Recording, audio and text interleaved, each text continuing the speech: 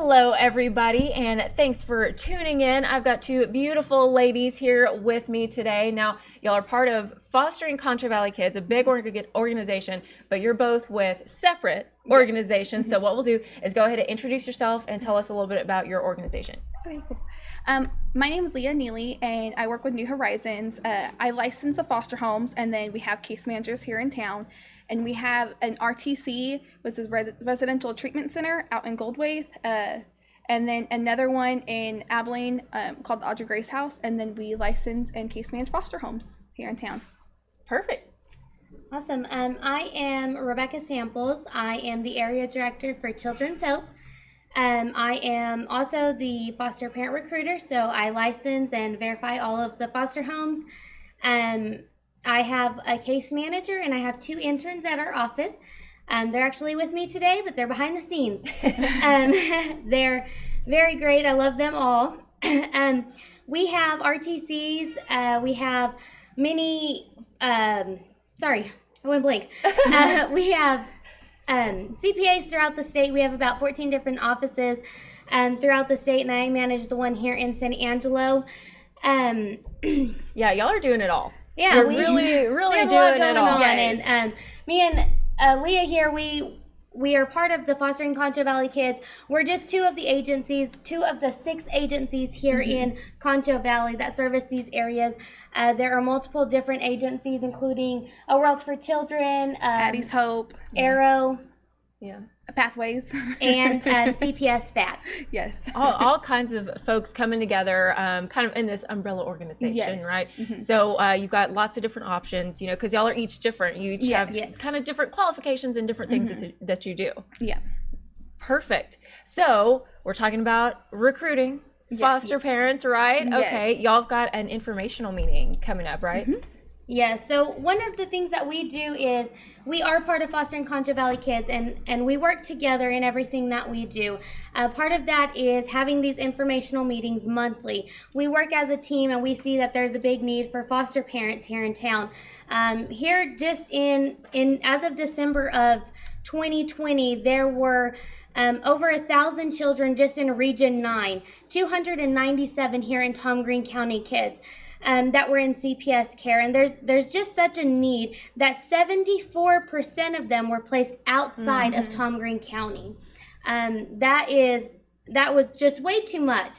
Too many kids. And so part of what we're doing is we're looking for people that are interested in foster parenting, becoming foster parents, becoming some sort of support for those foster parents, and that's what the informational meetings are for. Yes. Right. So anybody thinking, okay, maybe this is something I can do, like that's who you want to go, right? Because you can answer literally all of their questions. All the Exactly. questions, yes. And if you feel like you're not able to take that step right now, because it is a big step, there's other organizations you could be a part of. You could, be a respite certified, so you could take the time to get certified, and that way if foster parents need a break, an overnight break or something, you're able to care for the kids during that time.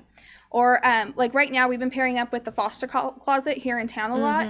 And so they have some community opportunities to where you could go and help organize or donate to that closet, because a lot of our foster parents do use that. Perfect. Yes. Yeah. So like you said, I'm glad that there are options for folks who maybe it's not the right time. Maybe, they're just like, oh, I got to get this in line before I can get this in line. There's still several ways to help and plenty of ways to help. And y'all will take all of it. Yes. Exactly. It takes a village, Literally. Yes. An entire city, county, state, exactly. everybody.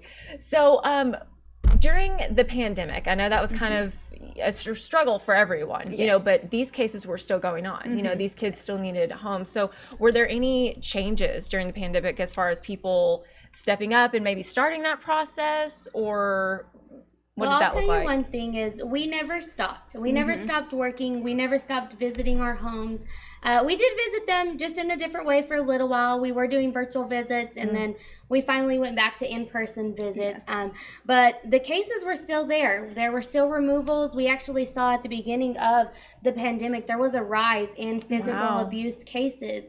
There were a lot of, stress-related events happening, going on. There were a lot of financial struggles, a lot of things that were happening that were causing children to be left in not so great situations, not ideal situations, and that were it was causing a lot for us. And so we were still involved. We were still there. We were still getting those removals. I think, I don't know if you remember, at the beginning of the pandemic, there was, how many of those kids were removed for, that were in the CPS office? I think there was quite a few that were just in the office kind of waiting till they found the next placement, and then they would spend the night or so because they couldn't find a placement near, and it'd be like hours away. And these removals will happen anytime during the day and night, and so you don't want to be on those roads at night, of course, especially with the children. And so we are in need of so many homes because of that rise. And then I imagine it'll continue, of course, with all the stresses that's happening. And so we just need more foster homes. Definitely. Yeah. Because like you were saying, 74% of these 74% kids are taken outside of their, their comfort zone, really. They're already being removed from their homes, but then they have to go to a different county, a different part of the state altogether. And then even makes it more difficult for the parents. Because it could, with the parents, it could have been a one-time incident, maybe a few times, just kind of like it just happened. And they want to work services and they want to get their children back, of course. And so it makes it even harder if the child is far away to do those visits, do those extra services to, get your child back. And the kids lose everything familiar to them. And one of the biggest needs that we have right now is foster parents that are willing to accept sibling groups. Right now, we can't find homes that are willing to take sibling groups. So we have, 1 and 2-year-old siblings that are having to be split up. We're having, 12 and 13-year-old sibling groups that are having to go to Houston, Dallas, San Antonio, to other areas just because we don't have homes for our teenagers, much less sibling groups. Yeah, definitely. So maybe that's your calling. You're listening and you're saying, you know what, I can deal with teenagers. I love teenagers. And then those sibling groups, because again, that's so hard to split up family, any type of family, anytime. And especially the kiddos, Perfect. So tell us about the informational meeting one more time. So we have informational meetings that are going to be on the second Tuesday of every month. So this month, our informational meeting will be on March 9th at 6:00 p.m. at 14 South Jefferson Street. Yes. And it will have a sign on front and it said 14 Redeem Executive Offices. And so you can't miss it. We will be there every second Tuesday. Every second Tuesday. So for the next 3 months, that'll be on March 9th, on April 13th, and on May 11th. And I know earlier we started talking about the support services here in town, and I want to give a big shout out to our foster closet of San Angelo. And they have been a great service. They were able to help us actually get this location for our informational meetings. Oh, great. They service all of our kiddos. They help us with our if you have any kids in care, whether it's kinship, whether it's foster, whether it's adopt, they help you get those clothing, get those, whether it's seasonal change. So as a foster parent myself, I know they've personally reached out to me and say, hey, it's winter. Are you needing anything? Do you need anything for this kiddo? We have this in stock. Like, let me know what you need. And, as a CPA, I've reached out to them and say, hey, I have a teen that needs a bike. Can you help me with this? I have this kiddo that needs this. Can you help me? And they've been really good about helping us with that. They also have they have a volunteer day every second Saturday of the month from 3 to 6. And so you just go over there and kind of help out organize the closet and keep it, neat and clean, so it's easier for parents to go in and see it.